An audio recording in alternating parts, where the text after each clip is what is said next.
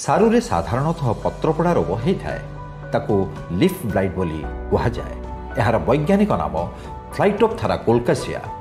सारु गछ यह रोग जो आक्रांत हेले प्रथमे पत्र उपरे एक छोटिया पानी रे भिजा होइथिबा बादामी रंगर चिन्ह देखाଯିबार लक्षण मिलता है। यह चिन्ह समय क्रमे यार आकार वृद्धि पाइबा सहित अधिक संख्यार देखा जाए। किछि दिन परे फसल पोड़ीगला भली होई गछ मरी जाए।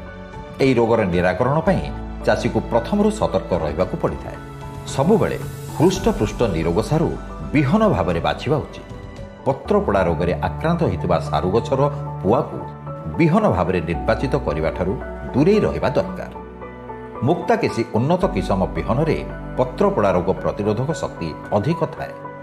तेणु मुक्ताकेशी विहन को चाष पई व्यवहार कले अधिक सुफल मिले। सारु कियारी रे आखपाख अंचल में उठिथिबा अनाबना सारु गछ को ओपाड़ी देवा उचित। 1 किलोग्राम सारु विहन रे 2 ग्राम मैंकोजेन गोलई एक द्रवण प्रस्तुत करी नचेत ट्राइकोड रमाविरिड नामक कवक को 10 ग्राम हिसाब से व्यवहार करी विहन को विशोधन करनेबा उचित। सारु फसल रे अंत फसल भाव में भेंडी अदा एवं हलदी लगाइले सारु फसल पत्रपोड़ा रोग द्वारा आक्रांत होबार संभावना कम थाए।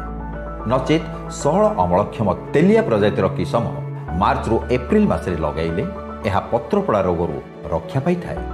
पत्रपोड़ा रोग में संक्रमित पत्रगुड़ी को छिंडे नष्ट करदेवा उचित। सर्वोपरि बाइटक्स 50 कपर ऑक्सीक्लोराइड औषध को 2 ରୁ 3 ग्राम 1 लिटर पानी रे गोले सिंचन करने द्वारा पत्रपोड़ा रोगरू मुक्ति मिली थाए। मार्च एवं एप्रिल मासरे लगा होइथिबा सारु गछरे 7 ରୁ 10 दिन अंतर रे पानी देवाको पड़ी थाए। वर्षा दिने जदि वर्षा न हुए तेबे 15 ରୁ 20 दिन अंतर रे जलसेचन करबा उचित।